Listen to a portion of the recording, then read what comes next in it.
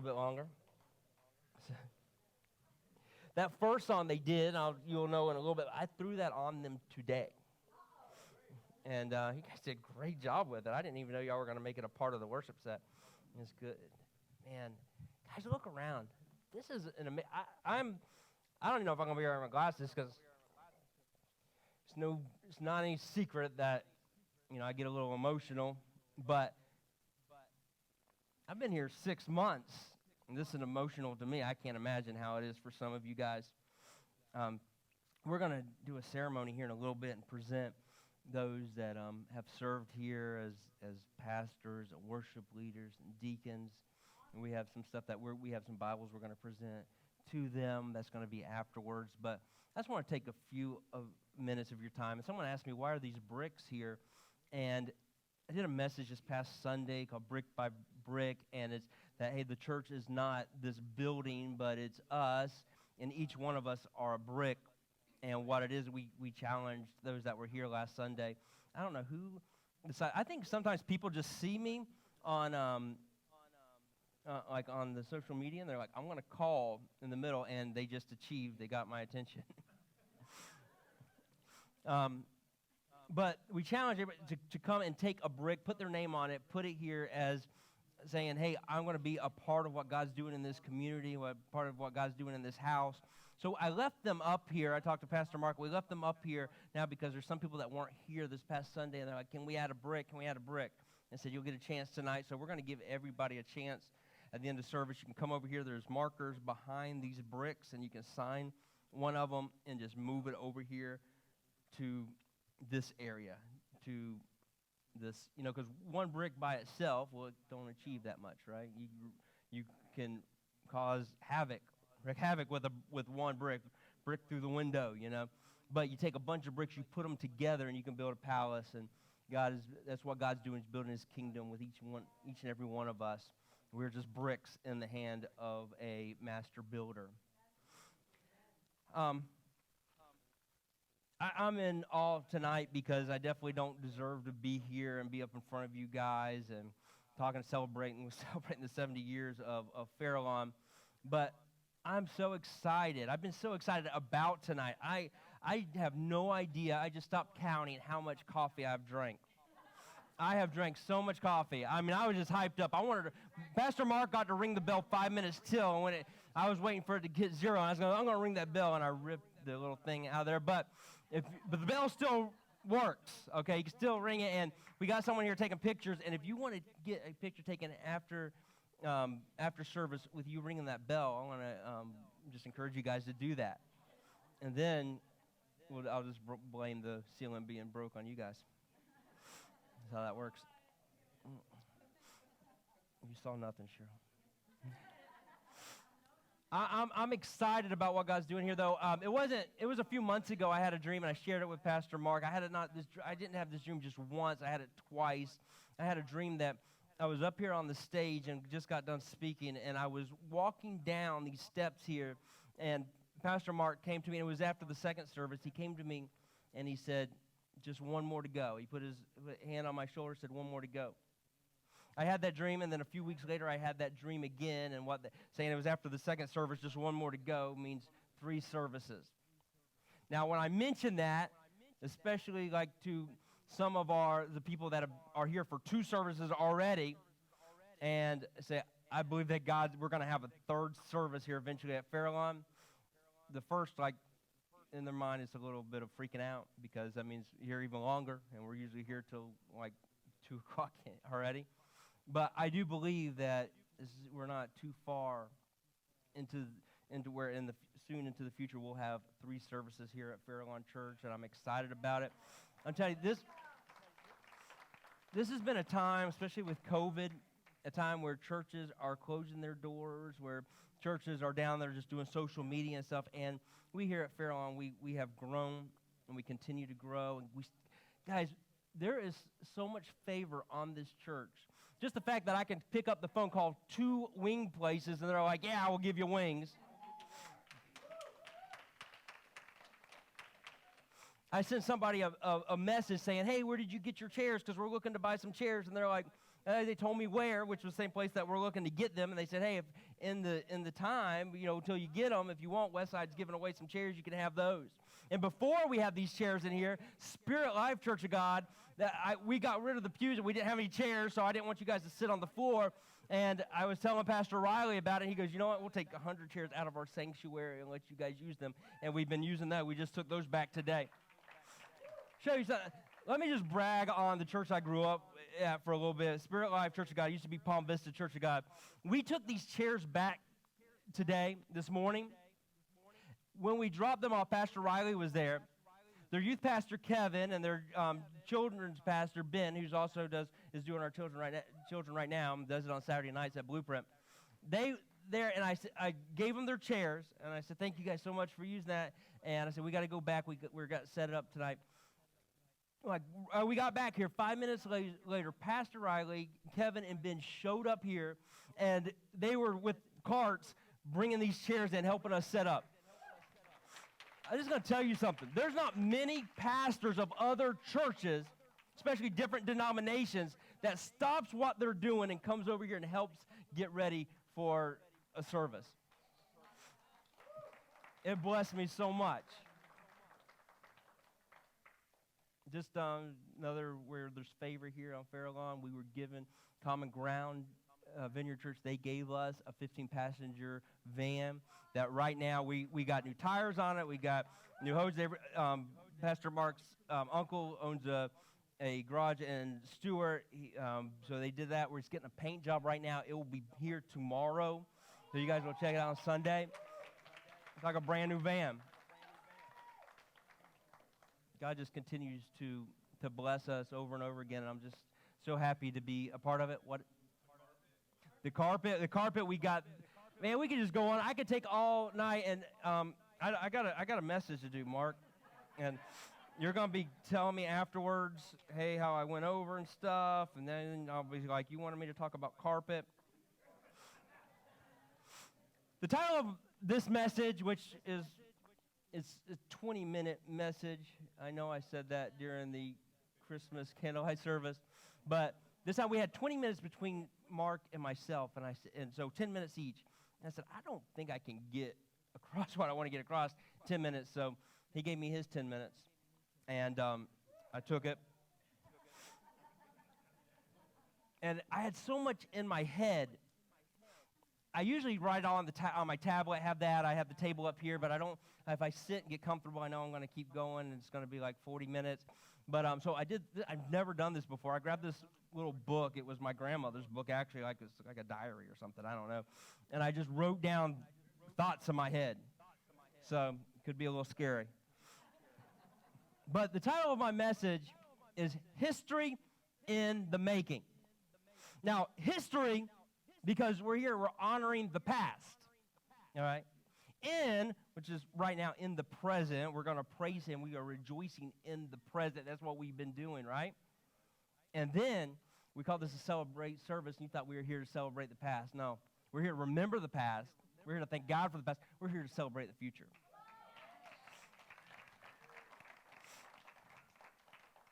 And I'm going to throw it up here on the Sky Bible here, Jeremiah 25, 8 through 11. And I have this in the Message Bible. I don't often speak in the Message Bible, but I wanted you guys to get a clear picture, and I love how the Message Bible puts things. And I don't have it written here, so I'm going to read it there, and it's really small. It's actually quite small. It says, the verdict...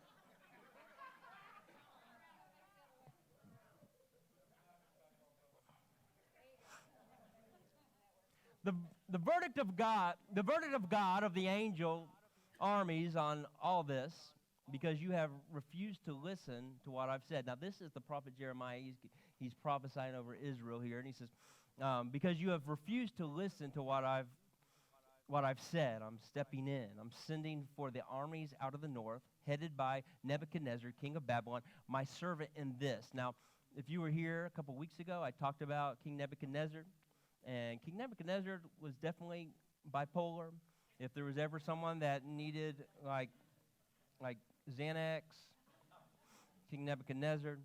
But here, in this point, God's saying, my servant in this, and what's about to take. about to happen. It says, and I'm setting them on this land and people and even the surrounded countries. I'm devoting the whole works to total destruction, a horde to top all the horrors in history.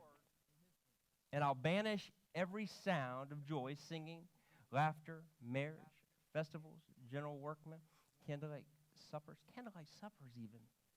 Man, this is pretty deep. The whole landscape will be one vast wasteland. These countries will be in subjection to the king of Babylon for 70 years. 70 years. Where's that? Sounds so familiar. 70 years. Where's that come in? I don't know. It'll come to me later.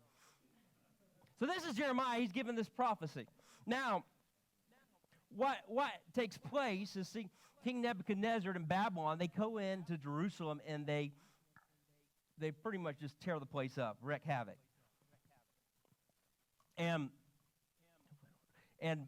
they come in and they start taking the people of Jerusalem, the Jewish people, back to Babylon as slaves and as servants.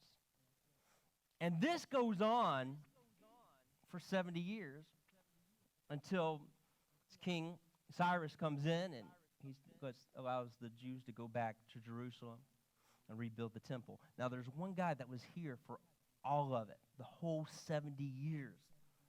You may have heard of him. His name is Daniel. And the same Daniel that got thrown in the den of lions, that Daniel. And Daniel in chapter 9, verse 2, he's in the middle of this. How many, like when you read the Bible and you start reading it, and you're reading about prophecies, God will reveal to you like what part you're in right now. Just tell you like right now in 2021, we are part of a prophecy, and it's looking at seeing, and as you study the Bible as Daniel was doing, he will reveal where you're at in that prophecy. In Daniel chapter 9, 2, he says, in the first year of his reign, I, Daniel, understood by the books the number of the years specified by the word of the Lord through Jeremiah the prophet. That's what we just read. That he would accomplish 70 years in desolation of Jerusalem. So Daniel realizes, hey, it's been 70 years. It's time that we're set free. Now, here's the thing. If we read this and we think, okay, 70-year celebration, Fairlawn's been around for 70 years, and some of you are like, yeah, you know, Fairlawn's been in bondage for 70 years. Or, man, I just want to tell you this. This church is not in bondage. This church has been set free. It was set free when Jesus died on the cross at Calvary. There is freedom here. This church has never been under bondage. But as these 70 years that the Israelites were in this, as they were going through this, there was things that they learned and things that they gone through and they took with them. And that's what's happened in these past 70 years. There's things that, as we remember that, we're like, oh, yeah, God did this for us. Now, I was looking at it, and I found somewhere else in the Bible where there's a prophet, and he's talking about Babylon. Now, this prophet, his name is Isaiah, and we'll throw this up here, Isaiah 44, 14 through 20, and it says, this is what the Lord says, your Redeemer, the Holy One of Israel.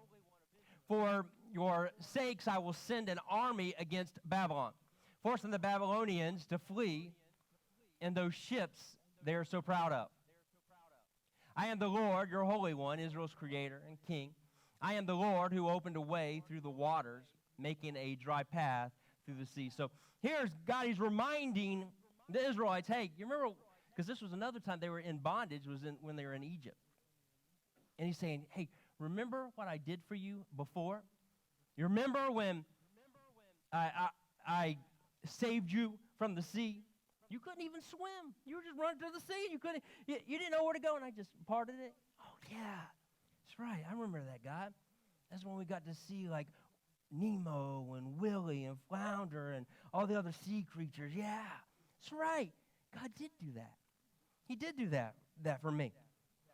It says, I called forth the mighty army of Egypt with all its chariots and horses, and I drew them beneath the waves, and they drowned, and their lives snuffed out like a smoldering candle's wick. Now, here, from verse 14 to verse 17, Elijah takes the time to remind the Israelites about their history, about what God has done for them. And what we're doing tonight, we are remembering all the stuff that God's done for us in the past 70 years. Too many things to even remember. Now, for me personally, what happened 6 months ago when Pastor Mark and I became pastors of this church, it was a dream come true. I mean, my grandparents tell stories about I was 2 years old. I couldn't even talk yet. I would watch my grandfather preach, and he would have his Bible, and I would go get his Bible, and I would get in front of the mirror at 2 years old, and I would just mutter words pretending I was preaching. This, me being a pastor of a church, has been a dream. But here's the thing: if I just think about right now, and it started to happen because I started getting caught up in the moment. I started getting caught up in right now. But if all I focus on is right now, then I'll never fully understand the magnitude of the events that led to this moment. And as I was getting stories and just putting everything together for the history here at Fairlawn, man, I was just blown away. I was blown away with the stories that I was told, and all this started with Bob giving us a little newsletter, a little bulletin, and it showed that January 29th, 1951 was when they broke ground on this property at 3003 Rhode Island Avenue. They bought the property in 1950, but they broke ground in 1951. And if I don't take time to honor the past and remember that, well, then I won't know the difficulties Reverend Bill Magoo and those that came from First Baptist Church and broke ground here, because at that time they were actually experiencing something, well, sort of what's kind of going on right now. Because at the time, people were afraid to leave their house because there's this thing out there called polio. You think COVID's bad. I mean, people were becoming paralyzed because of this.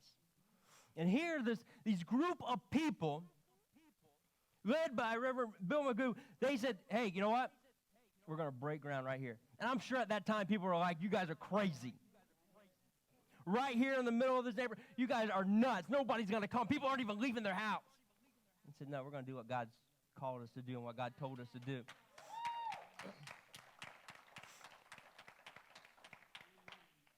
If I don't take time to honor and remember the past, I won't know, hey, church didn't even have enough money to build this building, but they did this thing and say, hey, guys, we want you guys we're going to do an offering, but it's not a money offering, it's a brick offering. And we need you to bring concrete block. Just go get some concrete, bring it, and we're going to add it to this. And people just started donating block at a time. It's kind of funny, brick by brick. This is built. If I don't take time to remember the past and honor the past, I won't know about Reverend Dorman Peterson in 1953, after the church was built, going around, knocking on doors in the neighborhood, inviting people to church, say, hey, we're starting a church over here. It's called Fairlawn. We want you to be a part of it. Going door to door, doing that. If I don't take time to remember the past, I won't know about Sonny Holland leading this church in this campaign called Rockets to Heaven, and this church just being packed full of people making these little rockets and shooting them out who's going to go the highest. And I won't know if I don't take time to honor the past. I won't know Joe McCullough, Clayton Shook, Dan Howard, Van Sowerby. Some people here, they've talked about Van. They said, I didn't even know what relationship with Jesus is until Van shared these experiences. I didn't even know it could be this real. Amen. If I don't take time to honor the past, I won't know that there's a time when Pastor Mike Osak came and the church was in debt. And Pastor Mike, it had to feel so amazing to write that check out and have the mortgage paid in full. I can't even imagine that. I'll tell you this, Pastor Mark and I came here, I never even stepped foot in this church. I grew up here. I never stepped foot in this church. And Pastor Mark said, hey, there's, and he told me about what Pastor Mike wanted to do, and I was like, there has to be a catch. And I said, that church must be in so much debt. And I met Pastor Mike, and he said, that's paid off. I was like, oh, geez. Thank you, Jesus. For those that are here that have been a part of Blueprint, when we started Blueprint, for those that don't know, I don't got enough time to talk about it, but we started a little church 2.5 years ago called the Blueprint Experience. We still meet here as ministry now of Fairlawn Church on Saturday nights, called the Blueprint Experience. And we did it over here at Southside Christian Church, just a part of the favor that's upon Fairlawn and Blueprint. And we would go there, and we would make sure that everything was perfect. It was like they didn't even know we were there on Saturday nights. Man, some of the leaders, you can talk to Michael Briggs, because I'd be like, I'd stand on the stage and I'd say, no, we got to move these chairs over just a little bit. Where you at, Mike? I know, I can hear you in the spirit cursing me out in your heart. He's like, nobody will even notice. And I'm like, I'll notice. Just needs to go over, this road needs to go over a little bit. And I would say all the time, I'd say, you know what? So as we take care of somebody else's place, God will provide a place. If I don't take time to honor the past, I won't know about Pastor Bobby Hopkins dressing up like a beggar over here on the corner and teaching you guys about how we treat people differently. I won't know about all the Sunday school teachers that took time, all the past deacons and the pastor worship leaders that got us to this point, brick by brick. So what we're doing tonight is remembering the past. And some of you, during this and during that video, you started crying. And you're like, I don't even know why I'm crying, why I'm getting so emotional. And it's because you're remembering the past, and as you remember it, it brings rejoicing. That's what it does. And when we rejoice, it's not just so that we remember what God did, but because there's going to be times in our lives that we go through things. And as we remember the past and what God did for us, it's like, you know what? I'm going through some pretty hard times right now. And some of you, you're going through some pretty hard times right now. But as we remember and as we honor the past, you're like, you know what? God brought me through that. Yes, so I know God will bring me through this. I wish I could promise you after you leave here tonight, all those problems are just going to go away, but they're not.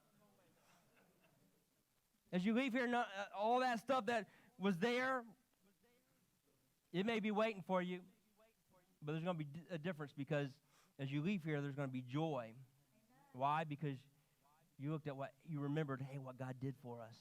And even though, yeah, it's hard what I'm going through right now, God's going to do it again. My grandfather, he was a Church of God pastor, and I loved hearing him preach, and I still got some cassettes of him preaching. And he would be preaching, and I'm really jealous of him, because he could not only preach, but he could also sing.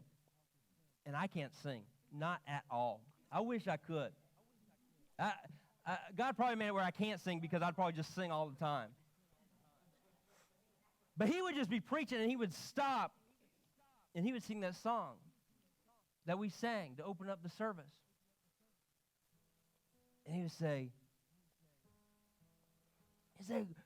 look what the Lord has done. I'm not singing this. You guys got to get ready. Look what the Lord has done. What's he done? Well, he healed my body. He touched my mind. He saved me, well, just in time. I'm gonna praise his name. And each day is just the same. Hey, I'm gonna praise him. Look what the Lord has done. Then we're gonna say, hey, hey, hey. Oh, when I think of his goodness and what he's done for me, when I think of his goodness and how he set me free, I'm gonna clap, clap, clap, clap. Hey! When I think of his goodness and what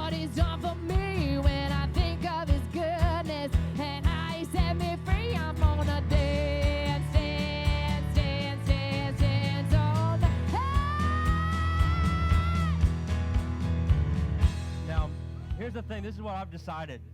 2021. Yeah, things may not change. They may not. It may get worse in 21 than it was in 20. But you know what? I rebuke you. But here's the thing. I've decided in 2021, no matter how bad it gets, no matter what I go through, I'm not going to let anybody, I'm not going to let you guys, I'm not going to let Pastor Mark, I'm not going to let Chantel, I'm not going to let take my joy. Why? Because nobody's going to take my joy that they didn't give to me. Come on.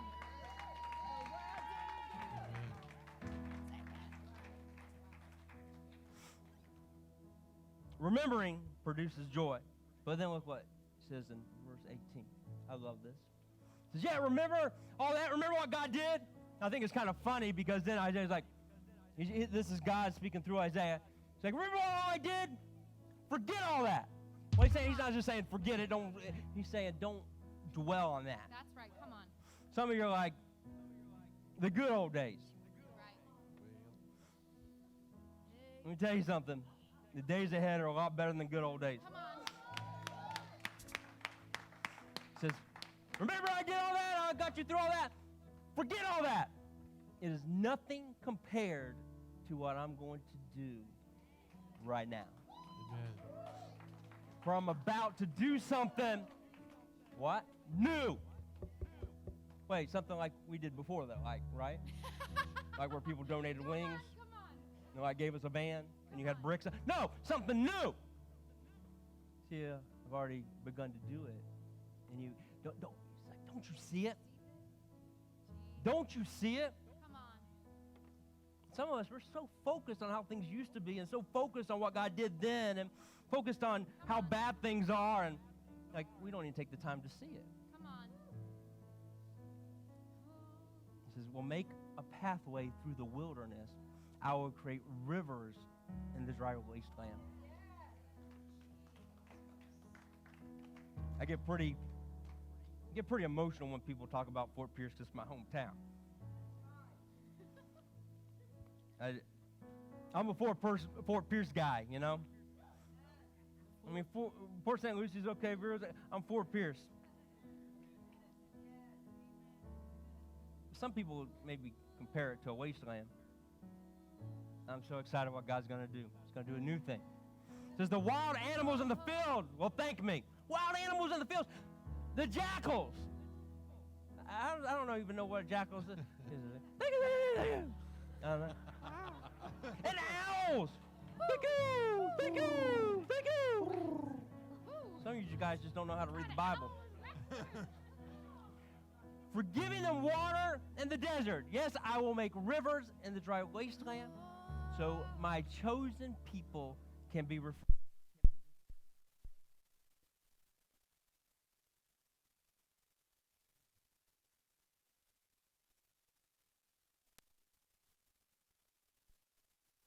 Yay. Listen. 20 minutes. Yeah, you bought property in 1950? Forget that. Oh yeah, you built a building? Forget that. Hey. Oh yeah, you paid off the mortgage? That's awesome. Forget that. Oh, you remodeled the place? Forget that. I'm about to do something new. I can top that. For some of you, maybe you're at a moment where he's like, God healed your marriage. He's saying, yeah, I can top that. Oh, yeah. Your kids that you didn't have a relationship with and now you do, I can top that. That's right. Oh, yeah, that job that you've been praying about, now you got it, I'll top that. Come on. Well, then she Oh, yeah, you're so used to not having any money in your bank account, now all of a sudden you do, I can top that. Amen. Oh, yeah, you got your debt paid off? That's cool. I can top that. He's going to top that, what he's done.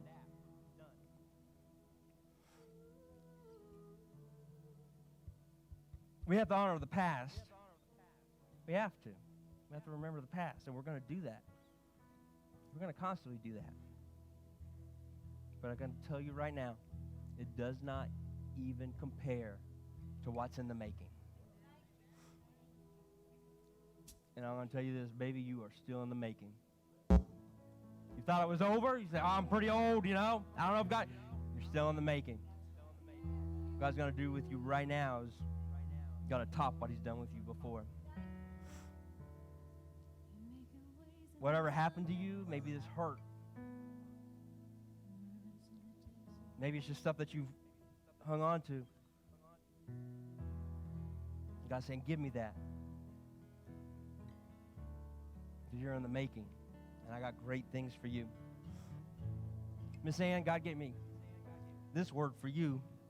And I was going to tell you this in private, but then when you walked in the office, I felt like God was just telling me to save it for now, because this is for you. But a lot of times when God gives a word for somebody else you can take a little bit of it. Miss Ann, God's saying that you've been in a cocoon season, but your cocoon season is going to end tonight. And I know right now, cocoon season, it seems like things have been going slow. And things have been don't seem to be progressing as fast as you would like.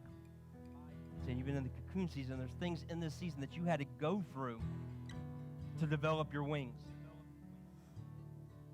And that stuff that you thought was a block, you thought, it's just, you've been in this cocoon season. But God's just saying, you're in the making. And that cocoon season ends tonight.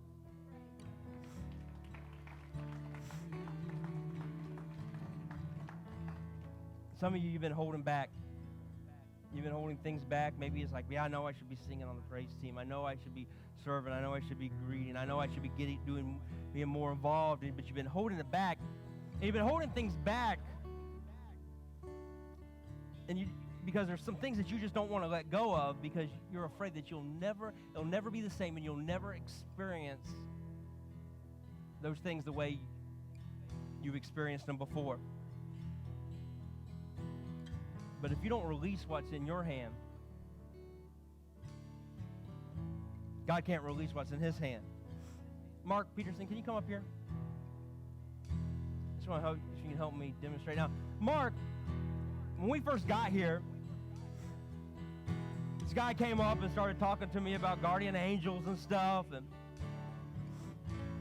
we were selling these cups too, and I bought the last blue one. Somebody bought it for me, actually. And he was like, oh, man, I wanted that. You got the last blue one. And I said, well, you buy a red one, I'll give you the blue one. You still have that cup? This guy also, he was like, I want to get involved with, like, the sound and the media and stuff. And I was like, oh, that's great. We'll get someone to teach you. And a couple weeks passed, and he said, hey, remember when I, said I want to get involved? Like, I was serious about it. And I warned him. I said, well, just know when you get ready, what you're going to get ready to accept, because there's going to be times that I call you day of. I'm like, hey, Mark, now that you know how to do this, you need to go on and do it. And he's been doing it every Wednesday, every Saturday. When we need to throw any time up there, he's constantly willing to do that. Now, Mark, you called me today, and when you did, I just really felt like God was telling me to give you something. Now, we don't have the projector up there, so are we able to get it working again? Pastor Mark, you have the remote to the projector? Are we able to turn it back on? You ever seen that picture where Jesus is holding a teddy bear, and he has this big old teddy bear behind him? And this little girl has this little teddy bear, and Jesus is like, hey, give it to me. And she's like, no, I don't want to give up my teddy bear. Yeah. But he has this big teddy bear that he's going to hand to her. Well, Mark, God told me to give this to you. Now, it's like drug money, but it's not. I promise. Promise you it's not.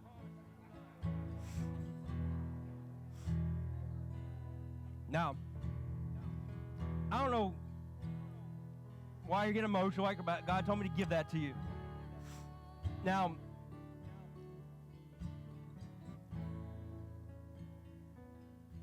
That's yours, okay?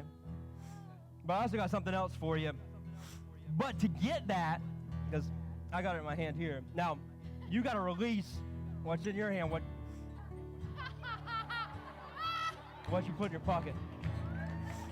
Now, here's the thing. That looked like a lot of money, right? Looks like a lot. That's $81 bills. $81 bills. Listen, this is a picture of some of our lives. It looks impressive. We're hanging on to it because, hey, we can do something with it, right? But reality is $81 bills. Now, what I have in my hand, now this is what this is representing. It's not so much money, but it's our talents, our abilities, our things that God is giving us, saying, hey, listen, he's called all of us to be a brick, right? And he's saying, I've given you this stuff, but if you'll just give me back what I already gave you. See, sometimes we fail to realize it wasn't ours to begin with. God gave it to us. I don't want you guys to get focused on this is money, because it's not just money what I'm talking about. It's actually not money at all. I'm talking about it's our talents, it's our time, it's these things that God's blessed us with. And God's saying, if you just give me that. Now, Mark, you know what you have there, right? And I'm sure there's something that you could go get for $80, and I'm sure but what I have in my hand, behind my back, could be more than that. But to get it, you got to release that to me. Now, as he releases this, now he has no idea what I have, right? Could be a teddy bear. But this is $81 bills, so what I have here, even though this looks impressive, what I have here, this is two $100 bills. Because you released, you were faithful with what I gave you, so I was able to release what else I had for you. Thank you, Mark. Thank you for...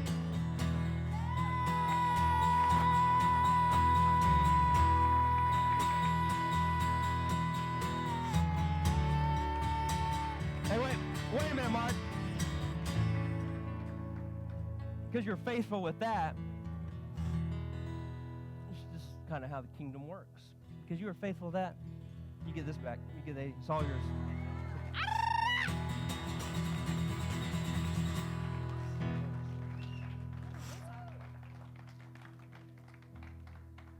Some of us have been hanging on to stuff for so long. So afraid to let it go. And God's saying, just let it go, man. I got so much for you. It's history in the making. We're going to remember the past. We're going to rejoice in the present. And as we do, it's going to be released. God's going to release the future to us as we put it in his hands. It means we can't manipulate it. We can't force it to happen. We can't make it happen. We can get all the pretty chairs and carpet and have these little fancy brick campaigns and all that stuff, but if we don't hand it over to God and put it in his hands and release it from our hands, well, he can't do anything with it. What does the next 70 years hold? I have no idea. I have no idea. I don't know. But I can tell you this, I can promise you this, it's better than the past 70 years. Because that's what his word says. Can you stand with me? Can I pray over you guys? Pastor Mark's going to come up here. He's going to add a little